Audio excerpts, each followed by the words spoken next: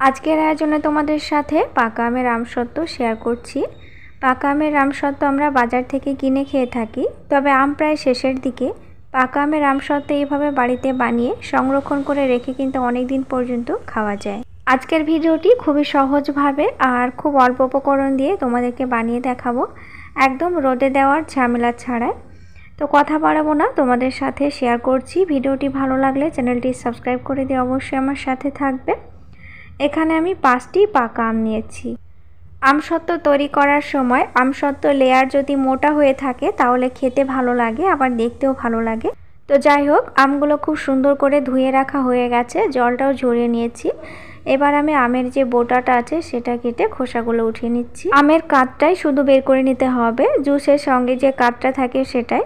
তো তোমরা যেভাবে সুবিধা হবে সেইভাবে কাঠটা বের করে নেবে। তো আমি খোসাগুলো ছাড়ানোর পর একটি গ্রেটার দিয়ে গ্রেট করে নিচ্ছি। চাইলে হাত দিয়েও এটা চটকে নেওয়া যেতে পারে, আবার ব্লেন্ডারেও ব্লেন্ড করা যেতে পারে। যার যেরকমভাবে সুবিধা হবে সেইভাবে তোমরা আমের কাঠটা বের করে নেবে। আমগুলোর সাইজে অনেকটা বড়, তাই আমি খোসাগুলো ছাড়িয়ে আমি ফালি করে কেটে নিয়েছি যাতে ধরতে একটু সুবিধা হয়। তো যাই হোক বন্ধুরা, খোসাগুলো যতটা পেরেছি ছাড়িয়ে নিয়েছি।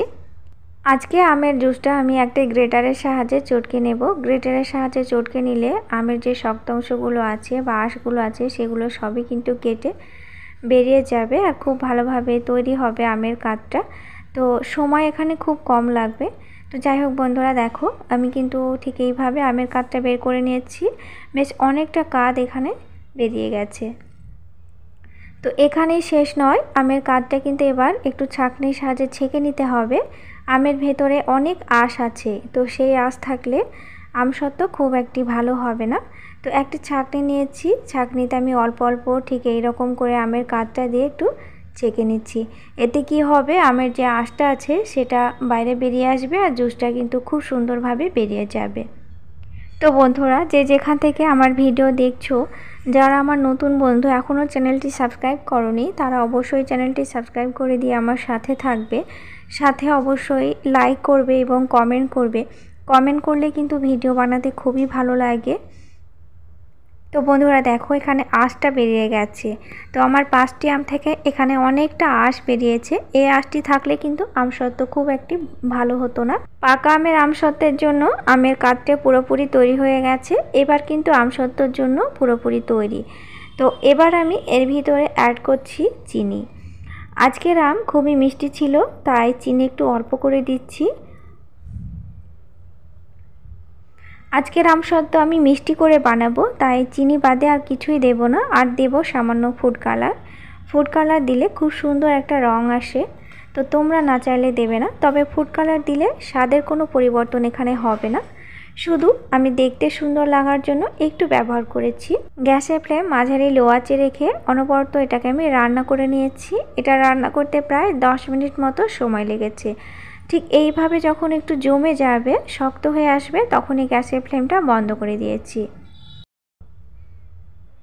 একটু ঠান্ডা করে নিচ্ছি, তারপর একটি থালাতে ঠিক এইভাবে ছড়িয়ে দিচ্ছি।